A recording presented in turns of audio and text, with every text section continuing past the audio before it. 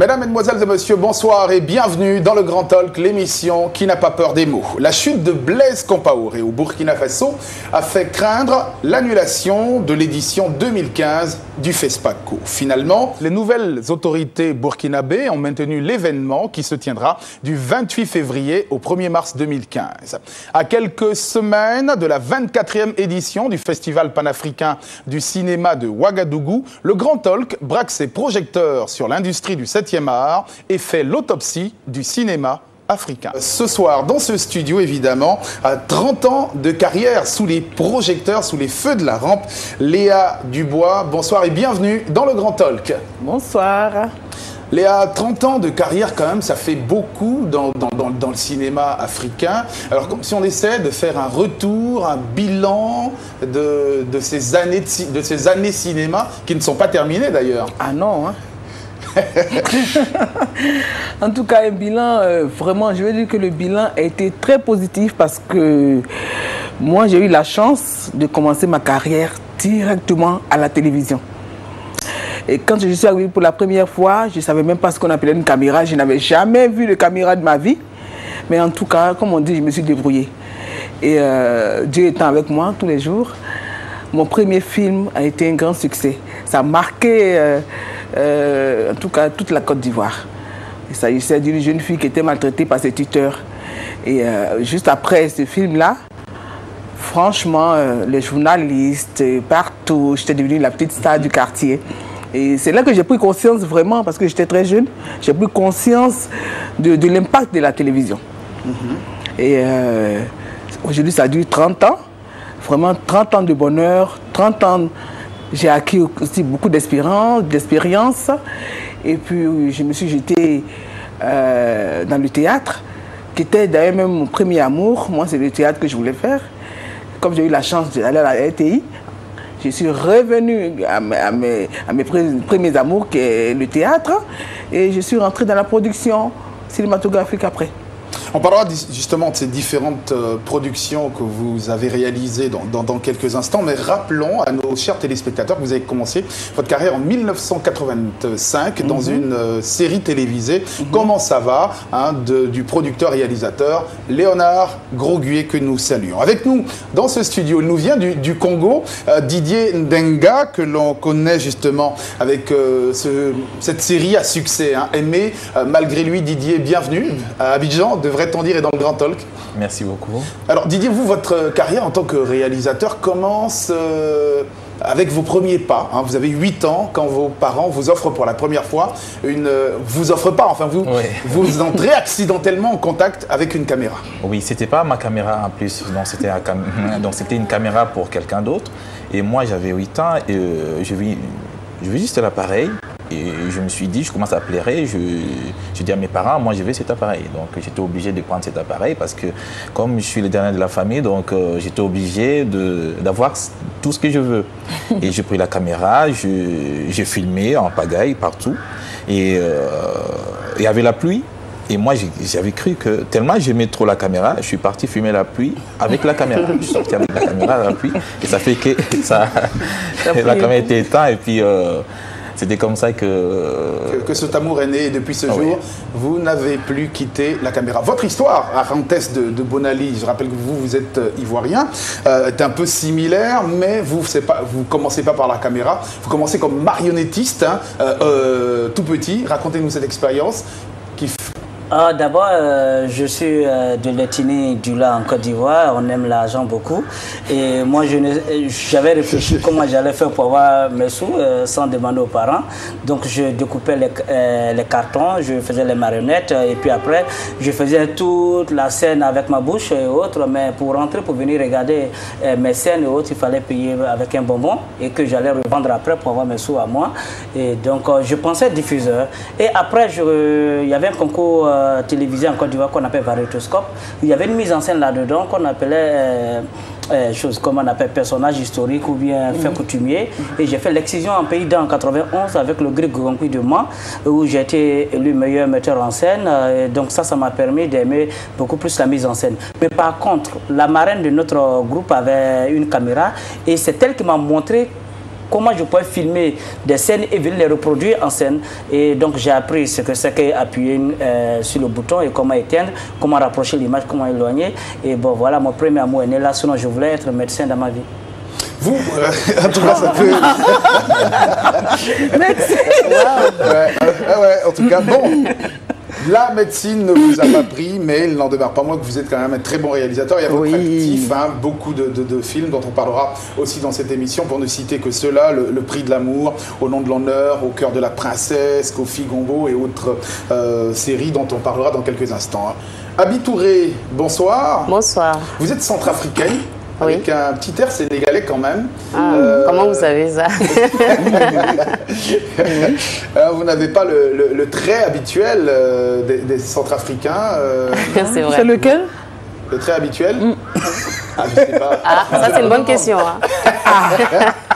Non, mais c'est vrai que vous avez des traits qui trahissent un tout petit peu vos origines sénégalaises, certainement. C'est vrai. Parce que mon père est sénégalais, ma mère centrafricaine. Je suis née en Centrafrique.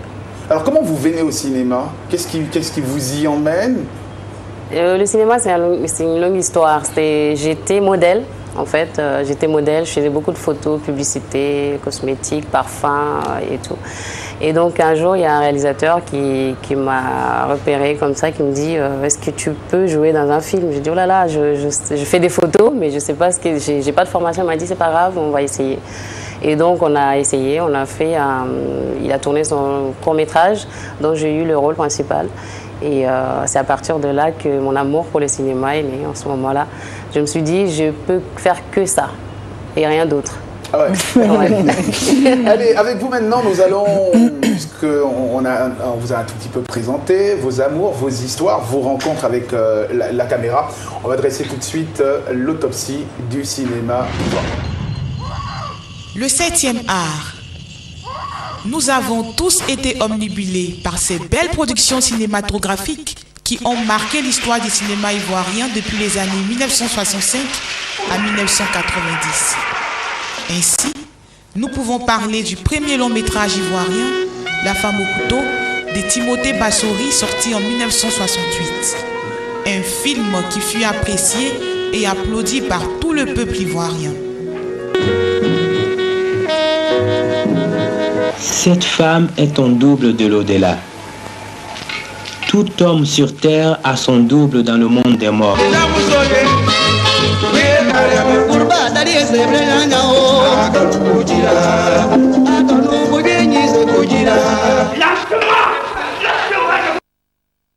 Nous avons encore Pécanti, sorti dans les années 1980, qui déployait l'injustice du pouvoir sur la population. Continuez, monsieur Théoboka. Ainsi, malgré 15 ans de pouvoir, nous nous trouvons aujourd'hui incapables d'acheminer et de distribuer correctement à nos électeurs des vivres offerts par la communauté internationale. Non, monsieur Théoboka, non, vous permettez. Mais laissez-moi parler, voyons. Vous permettez.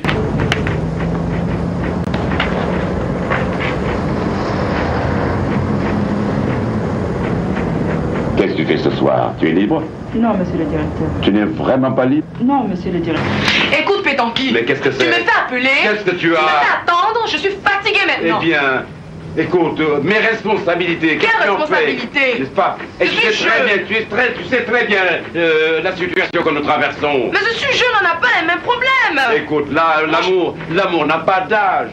Et tu le sais très bien. Je ne sais pas. À propos d'amour, tiens. Moi, tu me fais perdre mon temps? Ça te calme. Je vais pas chez la coiffeuse? J'ai loupé mon match de basket? Oui, accepte. Ça te calmera. Tu verras. J'espère bien. Allez, écoute, je t'appelle. Au nom du Christ, de Roger Nyom Bala, qui connut des heures de gloire et un succès phénoménal.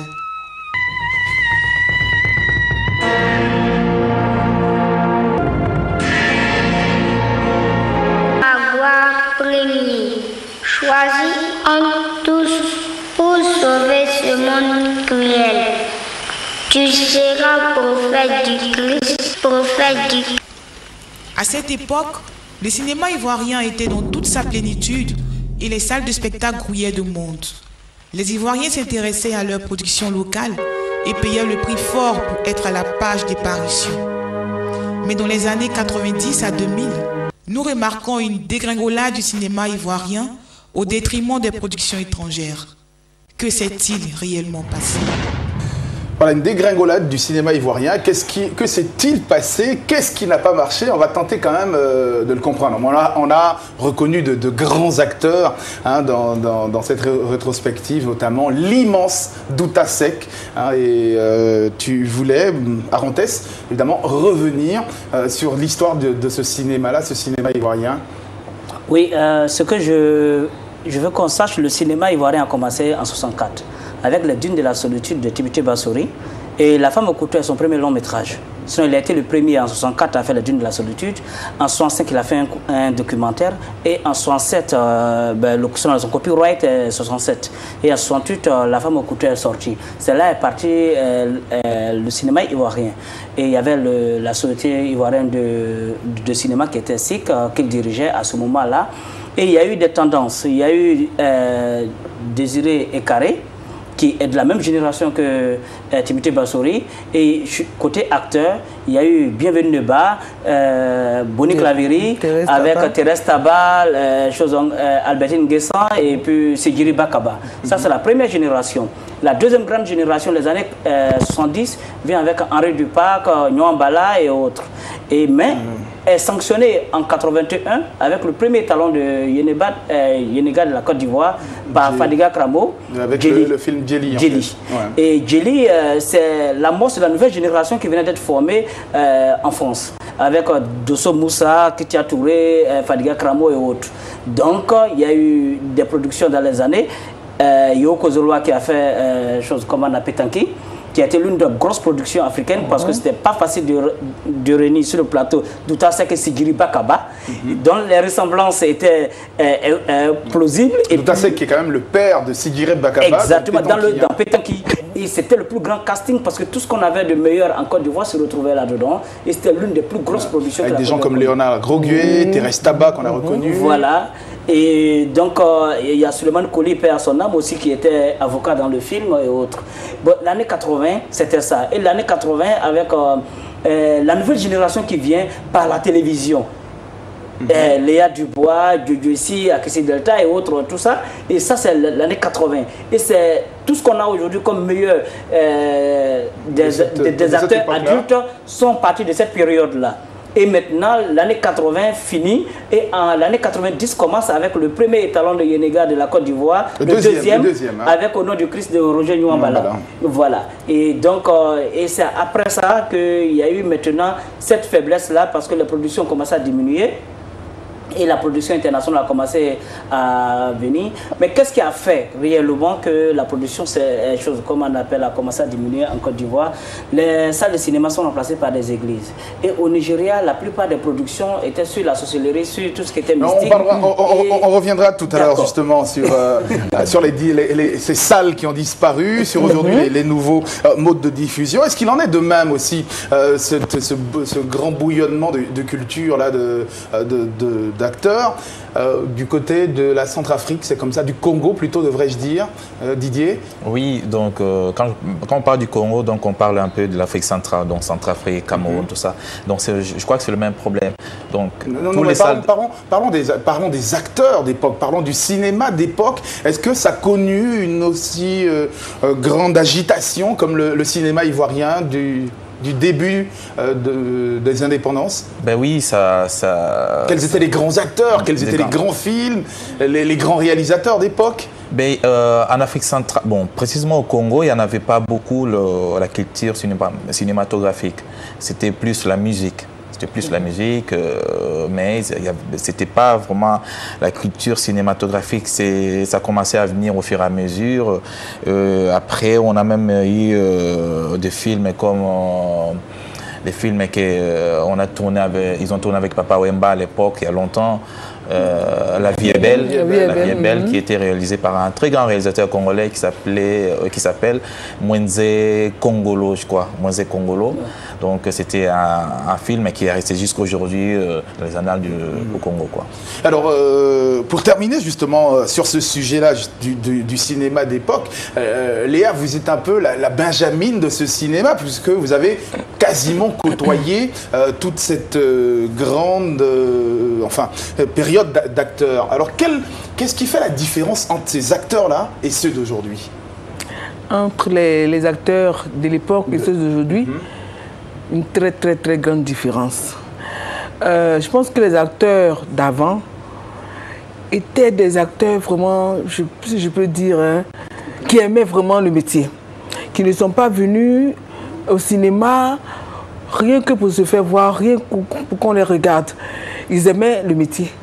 Et donc quand tu es à côté d'eux, il n'y a pas de causerie. C'est-à-dire, si vous êtes sur un plateau de tournage, chacun est en train de lire son scénario. Je me souviens la première fois, quand M. Nyouambala m'a appelé pour faire Bouka, c'était mon premier film cinématographique, mais j'ai été ébloui par, comme on a dit, les grands acteurs là, qui étaient chacun de son côté. Moi, toute jeune là, je pensais que j'allais venir et rire devant. Ah non. Est-ce qu'une rencontre avec des acteurs charismatiques, ça bouleverse autant, ou bien on se dit, on va apprendre d'eux? Beaucoup, ça bouleverse beaucoup, parce que la nouvelle génération, justement, quand elle parlait de ça, j'étais vraiment captivée, parce que, je ne sais pas, cette discipline m'est venue quand je suis rentrée dans la production. Parce que vous imaginez pas le temps qu'on gagne quand les réalisateurs disent action. Ça veut dire que les acteurs connaissent leurs textes, ils jouent. En fait, ils ont le plaisir de jouer. Sauf qu'aujourd'hui, les acteurs, quand on arrive, on a l'impression que c'est la récré. On est tous en train de s'amuser, Facebook, on fait des trucs, on ne s'occupe pas de son rôle. Et j'ai remarqué en jouant 2 personnages en même temps, le rôle des jumelles, que la concentration est vraiment très importante, parce que quand on se détache de son personnage, qu'on commence à aller sur téléphone, Facebook ou parler, on est complètement déconnecté de son personnage. Et quand on dit action, on se dit « Oh, ok, je joue quoi ?» Ça arrive très souvent sur le plateau, et je pense vraiment que leur technique, il faut vraiment que ça revienne. C'est vraiment un grand moment de professionnalisme dans le cinéma. Je pense qu'il faut que la nouvelle génération, moi y compris, qu'on s'y mette vraiment à l'ancienne. On parlera justement de tous ces problèmes-là, mais avant, on va suivre une production nouvelle d'ailleurs. Nafi, une de vos productions à toi, Léa, et Arantès qui a réalisé, c'est ça, qui a réalisé une écriture de quoi parle Nafi? C'est bien placé pour le dire, c'est lui le réalisateur. Moi, je n'étais qu'une comédienne. Dans donc, j'allais dire qu'elle est très bien placée pour le dire, parce que... Mais la vérité, c'est l'histoire d'une jeune fille qui doit traverser et se battre contre les vicissitudes de la vie, et puis accepter la pauvreté de ses parents pour réussir, mais sans toutefois baigner dans la facilité. Allez, chers téléspectateurs, vous êtes très bien placés pour le voir, et nous regardons tout de suite Nafi. Léa. Hey, Nafi, ça va ma chérie? Oh, ça va bien. Je peux t'aider? Oh, bien sûr. Oh, c'est gentil ça. C'est ce que j'ai dit toujours là. Vraiment, tu es bien, gentil. Tu vas avoir ton bac. Merci, tonton. Ça, je t'assure, hein. Et tu vas devenir la patronne des techniciens de surface. T'as compris? Non, ne ris pas, c'est vrai. J'ai tellement dit, hein. Tel père, telle fille. Tu vois, une brebis ne met pas au monde un lionceau. Elle me ressemble. Ça, c'est vrai. Alors. Vraiment, brebis ne met pas au monde lionceau. Vraiment. Allez, on vient justement de voir les nouvelles productions, hein. La différence, elle est toute nette, le jeu d'acteur n'est plus le même, mais on va parler de production. Alors, le financement, parce que ça coûte cher le cinéma, quand on vous voit aussi jeune que vous l'êtes, on se dit, où trouvez-vous tout cet argent pour produire des séries de 26 épisodes, payer autant d'acteurs? Comment, de l'idée au financement de l'idée, comment cela se passe, Arantès? Je dis Nafi, c'est 106 épisodes. On a tourné de 2006 à 2009. Et donc, le financement est venu d'un producteur privé, ça je le dis, qui a cru au projet et qui avait l'avantage d'être distributeur. Donc, il avait déjà le marché avant même d'avoir chose comme la production. Mais ce n'est pas facile, tout le monde n'a pas ces mêmes aisances-là. Mais sinon, aujourd'hui, il faut d'abord avoir l'idée. et de l'idée. Maintenant, il faut voir quels sont les financiers que je peux capter. Il y a deux sortes de financiers. Il y a ceux qui viennent, qui décident de rentrer dans le capital de ta production, ou il y a d'autres qui te donnent de l'argent et disent, bon, moi, tu me rembourses quand tu vas vendre. Donc, voici les deux sortes.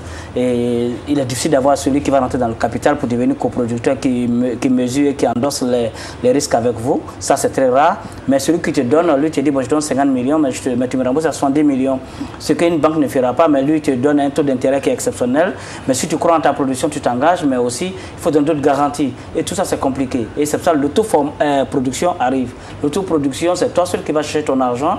Tu vas voir chaque parent et autres, tout ça. Vraiment. Nous, on a l'avantage, souvent, moi, ma mère est actrice de cinéma. Et voilà, mon père a un nom blanc, Dubois, donc ça fait qu'on est bien assis.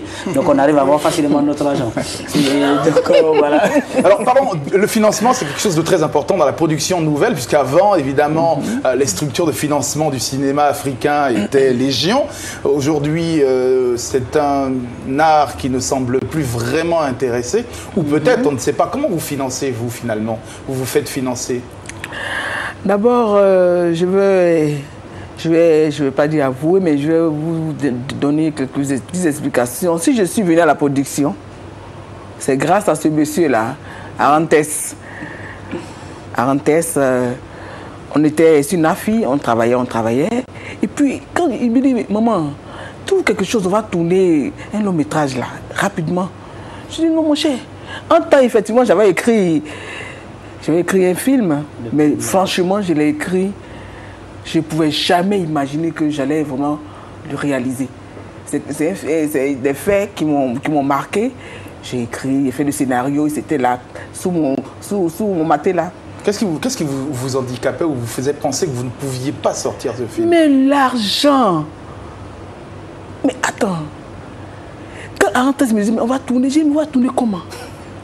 Aïe, mais lui là, qu'est-ce qu'il fait? Qu'est-ce qu'il me veut? Et il a fait que j'ai commencé à avoir l'insomnie. Parce que moi, vraiment, j'ai dit, donc ça peut se réaliser vraiment. Et il m'a dit, bon, maman, viens, trouve temps, fais ceci, fais cela. Et comme ça, j'ai commencé à rêver. Je suis allé voir des gens. Des amis pour la plupart, des parents? Des parrains, un parrain, vraiment. Pour qui on a fait un petit film pour sa société. Ouais. Et ça a tellement marché que j'ai dit, bon, quelle idée de ne pas en profiter. Je suis venu avec mon projet, j'ai dit, ah tonton, voilà, je dois tourner un petit truc là, vraiment, aide-moi. Il dit, d'accord, vraiment, tu travailles bien. Ce que tu as fait là, il n'y a pas de problème. Et il m'a aidé. C'est comme ça que Arantes a mobilisé tous ses techniciens et on a produit le prix de l'amour. Mon premier long métrage et en même temps qui a été sélectionné au FESPACO. Qui a été un grand succès. On va parler maintenant de l'expérience. Un grand succès. Oh là là, c'était un grand succès. On va parler de l'expérience centrafricaine, puisque Abi et Didier ont monté ensemble une boîte de prod, je pense, qui s'appelle HD Production. HD Production, et évidemment, donc Abi et Didier. Donc, c'est beau. Alors, vous, comment vous mobilisez des fonds pour réaliser vos différents projets? Au-delà de la passion, hein, donc quel réalisme vous mettez en avant devant les producteurs pour qu'ils sortent de l'argent? Pour le moment, on n'a pas encore coproduit. On a juste HD Production qui produit tous les films qu'on fait pour le moment. C'est-à-dire qu'au départ, le plus grand avantage, c'est que ce monsieur est multifonction. Il est réalisateur, il est cadreur, directeur photo, monteur. Donc, il a tout ça lui tout seul. Et même malgré lui, on a commencé. Moi, j'écris le scénario. Je joue aussi le rôle principal. Donc, ça nous fait vraiment beaucoup d'argent à moi. Et puis, il filme. Au départ, il a tout fait. Hein, du début à la fin, tout ce qui est image, montage, film, réalisation. Il a tout fait, étalonnage, mais tout. Et moi, j'ai fait tout le scénario. J'ai été directrice de casting. Et bon, ça nous a beaucoup aidé quand même. Et après ça, on a mis toutes nos économies dedans. C'est-à-dire qu'on a tourné 12 épisodes de 26 minutes au départ. Et malheureusement, quand on a ramené dans des chaînes, ce n'était pas suffisant. Il a fallu encore d'autres épisodes. Et donc là, on n'avait plus d'argent. Et on a attendu 1 an plus tard. Comme lui, en fait, il réalise beaucoup des clips aussi.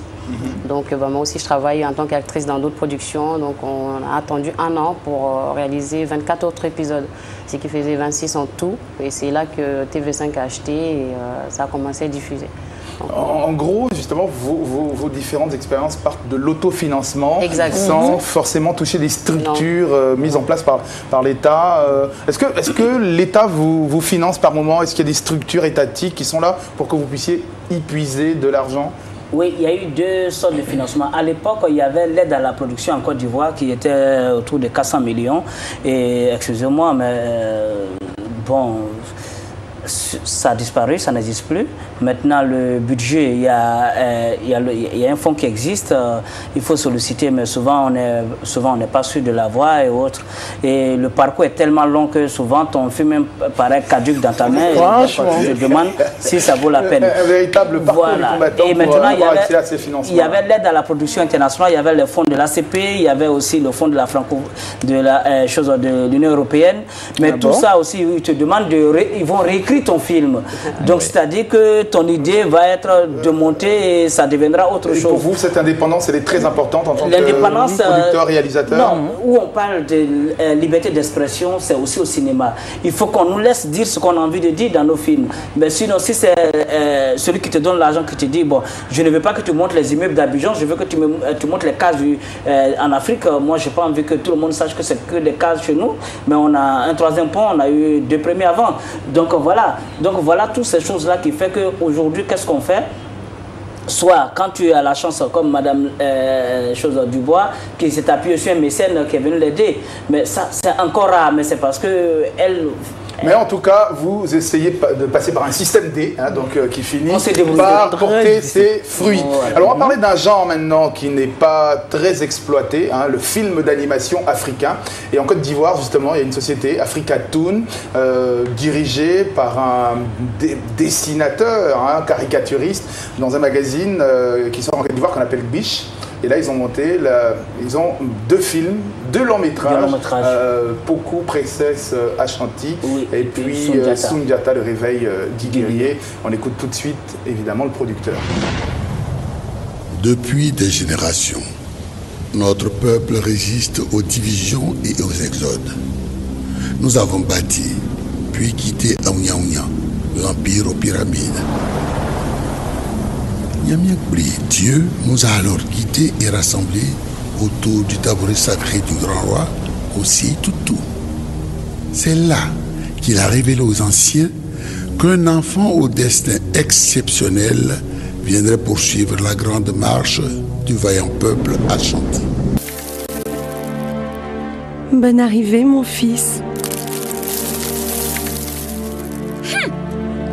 Le royaume sait que cette prédiction qui dit que le fils de ta Sogolon deviendra empereur, c'est une invention pure.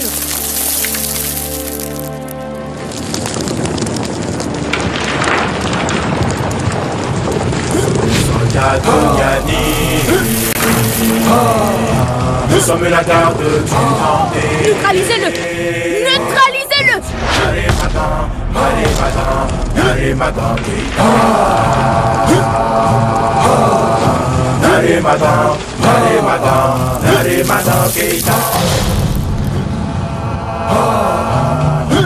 Déjà, il faut dire que produire un film d'animation, c'est quand même assez lourd. Ça coûte très cher. Donc, c'est lourd sur tous les plans, en termes de temps. C'est beaucoup plus long en termes de production. Sur le plan technique, il y a pas mal d'enjeux, pas mal de difficultés. En tout cas, il y a pas mal de problèmes. Donc, c'est pas évident quand tu viens voir un sponsor ou éventuellement un producteur ou un bailleur de fonds, de lui dire je veux produire un film d'animation en Afrique et il faut que tu patientes des fois 2 ans, 3 ans pour pouvoir voir enfin ton film à l'écran. C'est pas évident. Alors qu'un long métrage, je dis pas que c'est moins compliqué, mais on a la possibilité de voir tout de suite La production de long métrage, c'est en 1 mois, 2 mois. Et même si après le dérochage et tout ce qui est post-prod peut prendre un peu de temps, mais déjà, au bout de 1 mois, 2 mois, on a déjà des images de film. Le film d'animation, c'est pas ça. Il y a un gros travail préparatoire. Ensuite, il y a toute l'étape de production. Le film d'animation, c'est ce qu'il faut savoir aussi, c'est essentiellement que de la post-prod. Voilà. Donc, il y a un gros travail de production, d'animation et tout ça. Donc, très souvent, c'est pas très facile d'expliquer ça éventuellement à des producteurs. Comme je le disais tout à l'heure, quand tu vas voir un producteur et que tu lui dis, bon, pour avoir... je prends le cas des séries, par exemple. Pour avoir 26 épisodes de 13 minutes, il faut que tu patientes, par exemple, 1 an. Bon, à la limite, il n'est pas très enclin à te suivre. Il préfère prendre une série télé qui, peut-être même 26 épisodes de 26 minutes, qui pourra avoir au bout de 2 mois, 3 mois, plutôt que d'attendre 1 an ou 2 pour avoir juste une série d'animation. C'est un peu ça la grosse équation que nous, on essaie de résoudre, et un peu, en fait, dans notre démarche, on essaie vraiment d'inciter les gens à nous soutenir Vous souhaitez savoir ce qui fait le buzz en ce moment sur Abidjan? Un seul rendez-vous.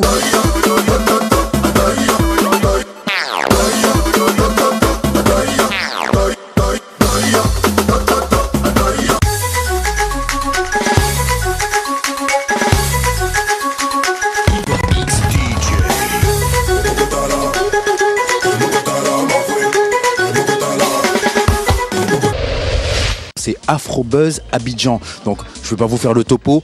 C'est l'émission qu'il faut regarder sur Vox Africa.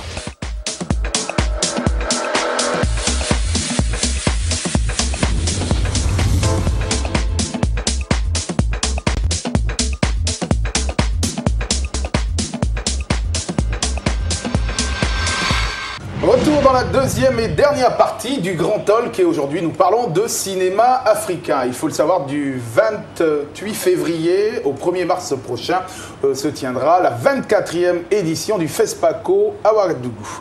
Et avant justement ce grand événement, nous recevons des acteurs, des réalisateurs, des producteurs, Arantes de Bonali, Abi Touré, Didier Ndanga et bien sûr la grande Léa Dubois qui a son actif 30 ans de carrière sous les projecteurs. Alors on a vu avant la pub tout à l'heure le film d'animation africain fait par des Ivoiriens. Petite idée déjà, Abi, sur le film qu'on a vu tout à l'heure, les films d'animation, le dessin animé fait par des Africains. Oui, franchement c'est vraiment un très très grand travail.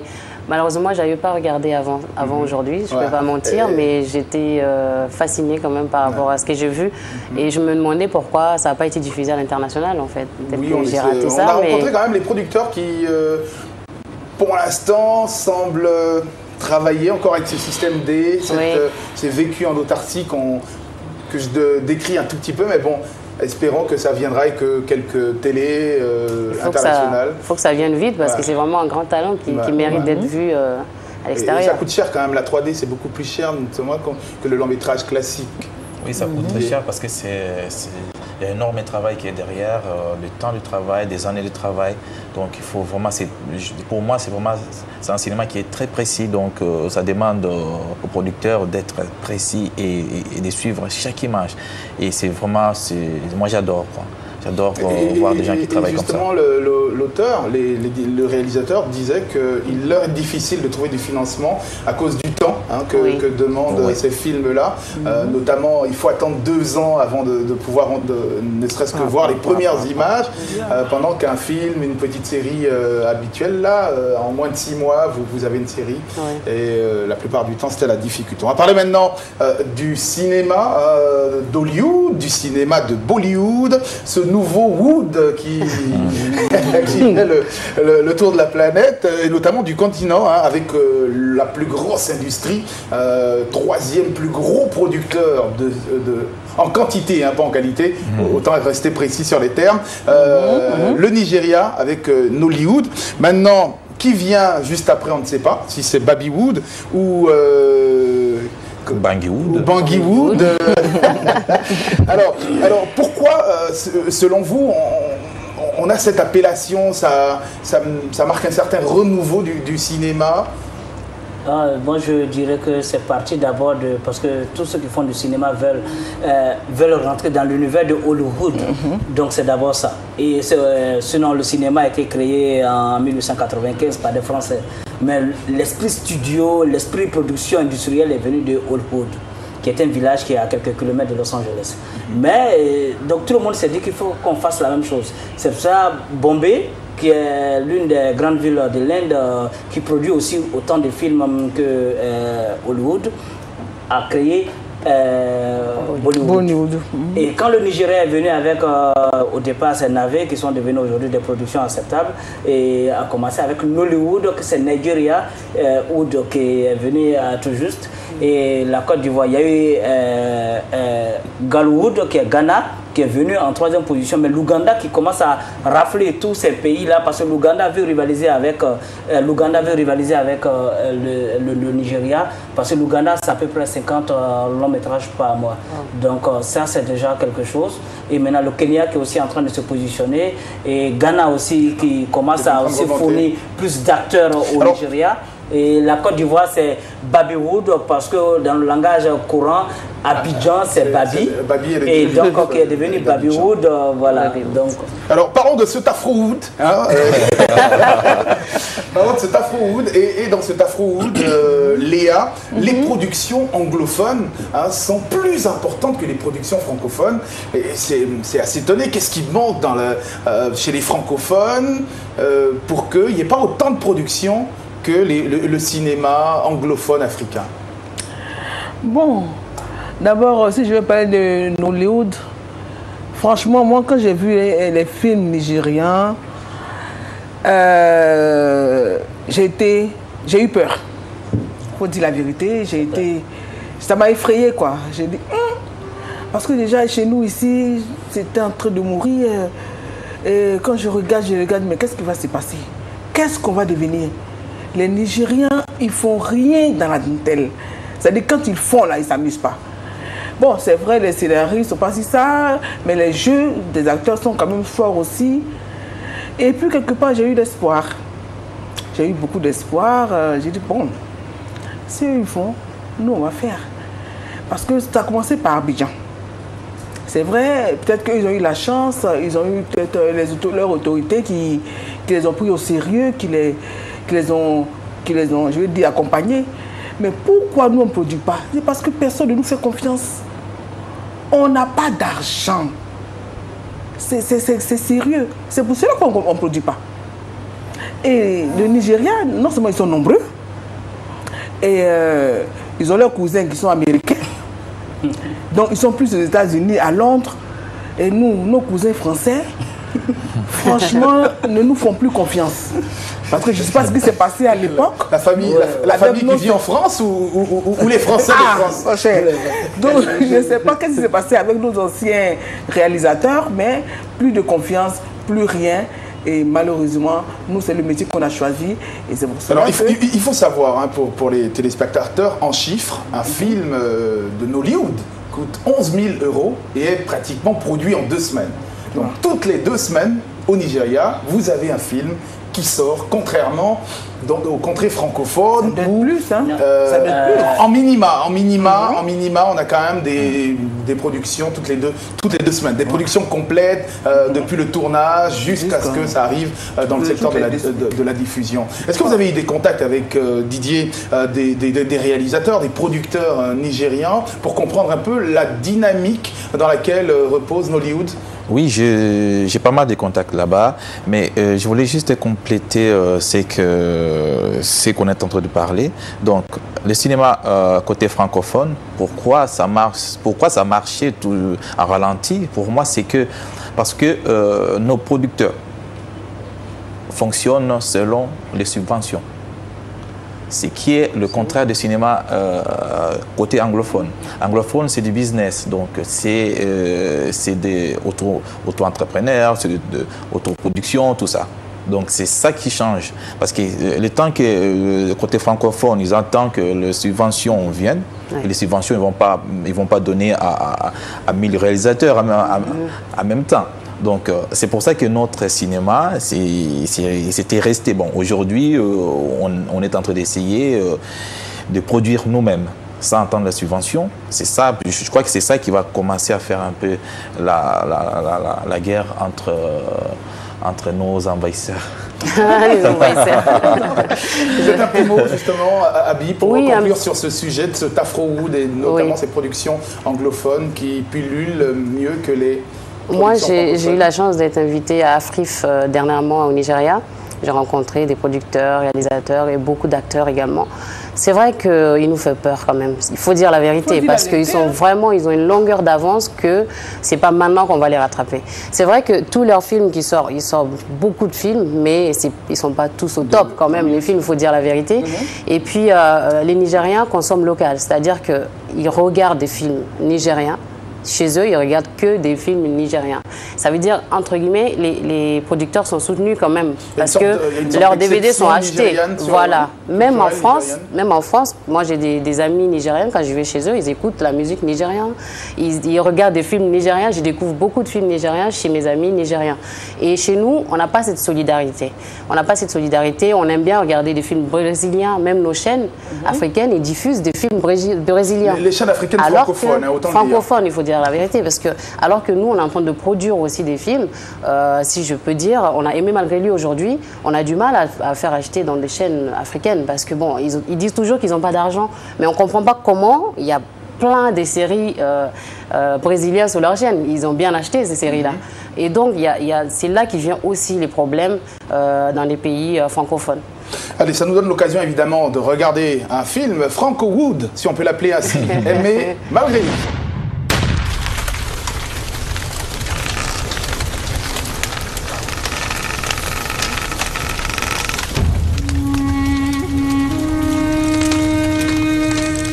Arrête de m'appeler Lindsay, ça pourrait me mettre en colère. Je déteste cette fille, toujours si gentille, si douce. Forcément suspect. Oh, je vois que vous vous êtes retrouvés. Jack, qu'est-ce qui se passe-t-il? Qui est cette fille?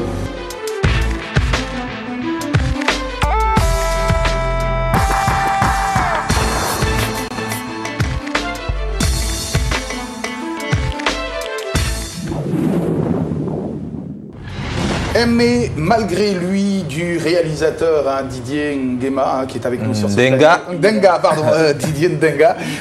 C'est plutôt pensé Nguema, vous savez pourquoi? Oui. Et puis évidemment, vous faites un rôle très important de Abi Touré. Oui. Et sans oublier un Ivoirien qu'on a remarqué dans le film, Riboul. Alors, ça parle de quoi cette série? Quelle est la trame? La trame de la série, c'est qu'on parle d'un homme riche qui n'a pas voulu avoir 2 enfants. Et ça fait que sa femme était tombée enceinte. La femme, elle a décidé de garder l'enfant. Et l'homme, il a décidé de quitter sa femme. Donc ça fait que la femme, là où elle était partie, elle a mis au monde une fille. Et comme lui, il était resté avec un enfant de 2 ans, l'homme, il était trop puissant dans le pays. Il a fait fabriquer d'autres actes de décès pour contacter sa femme, pour lui dire que c'est fini, il ne faut plus me contacter. L'enfant que tu m'avais laissé, il est décédé. Bon, c'était l'orgueil de l'argent. Et puis la dame aussi, là où il était parti, elle a mis au monde. Elle a décidé de ne pas donner de nouvelles au père de l'enfant. Ça fait qu'un jour, les enfants ils ont grandi, ils sont retournés parce qu'ils vivaient à Paris, ils sont retournés en Afrique, à Bangui, et ils sont tombés amoureux. En tout cas, c'est impressionnant de voir ce film, notamment les couleurs. On se rend compte que les exigences qualité sont de mise, et notamment cet étalonnage réussi.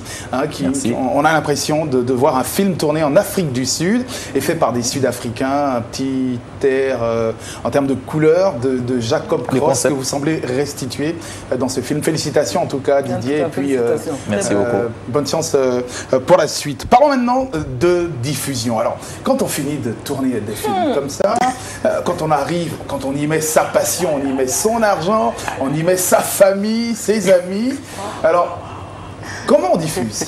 Ah ouais, ça c'est autre chose. Et c'est là qu'on arrive avec ce...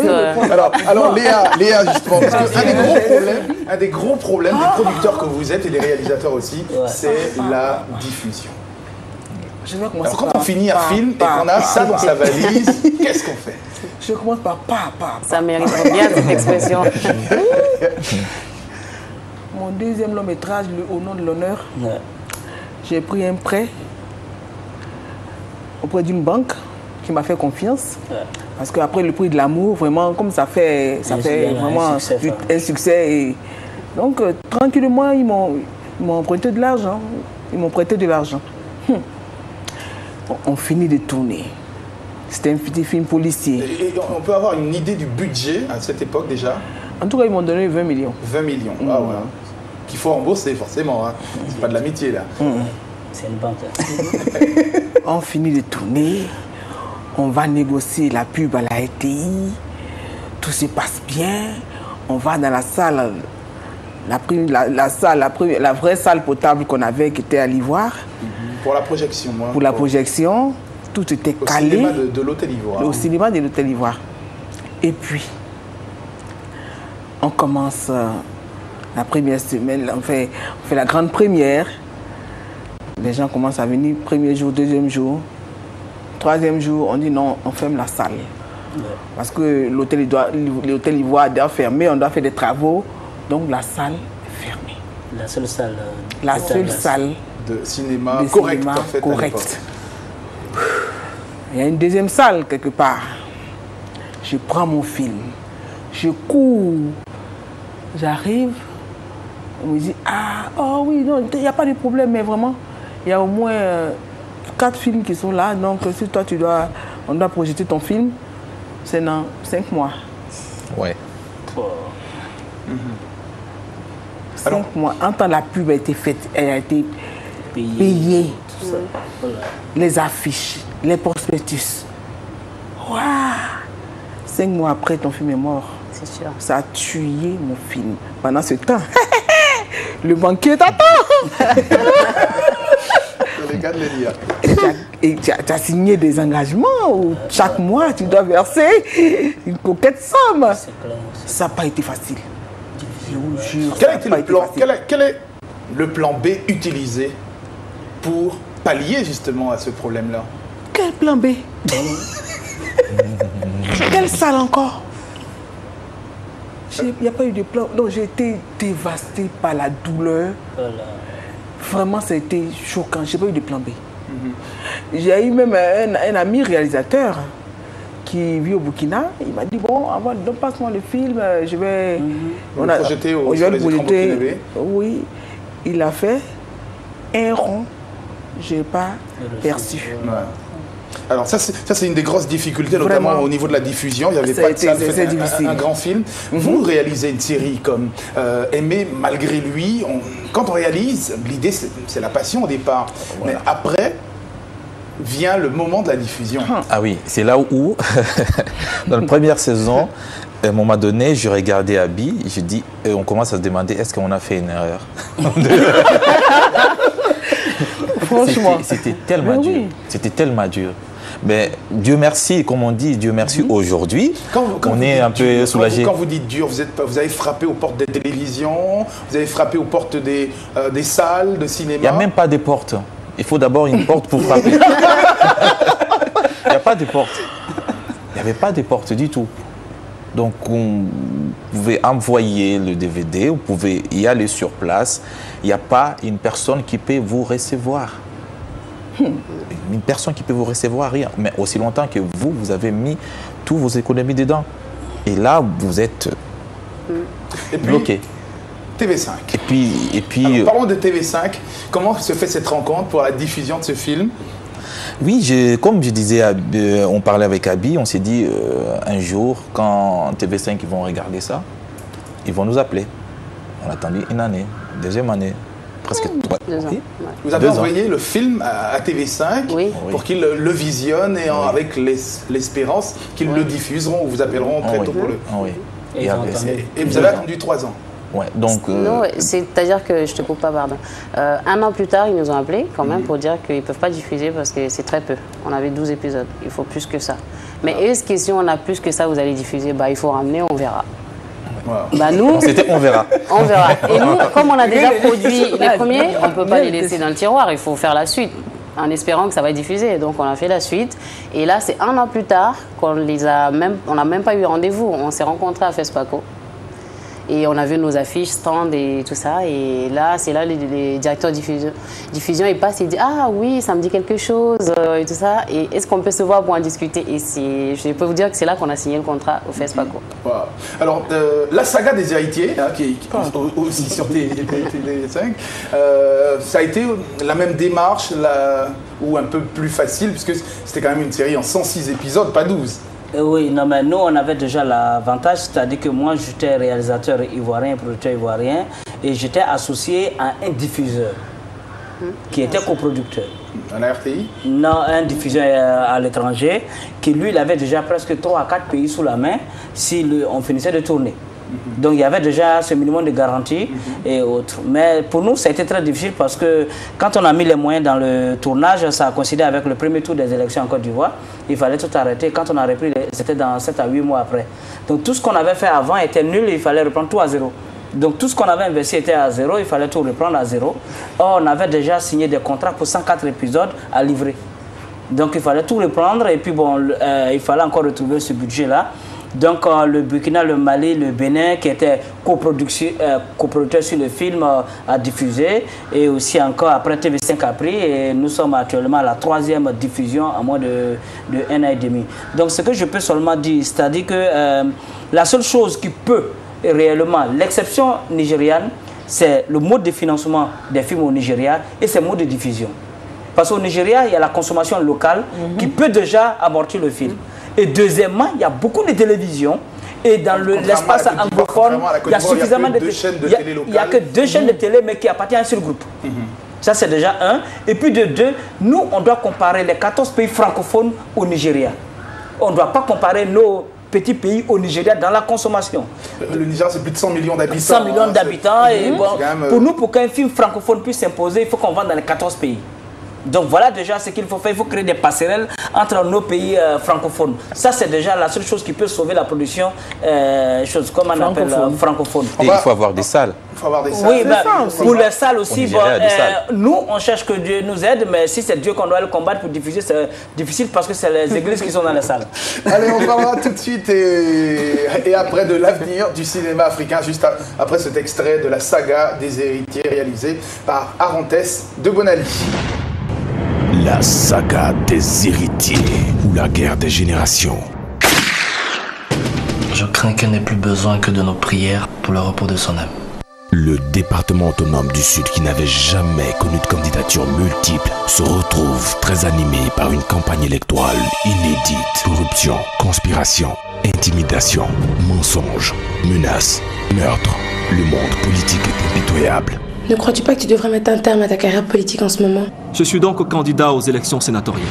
Allez, la saga des héritiers à l'instant, un film réalisé par l'Ivoirien Arantès de Bonali. On va parler maintenant avenir du cinéma africain. Est-ce que vous y croyez? Ça c'est sûr. Mais que doit être le cinéma africain du futur, notamment dans la zone francophone?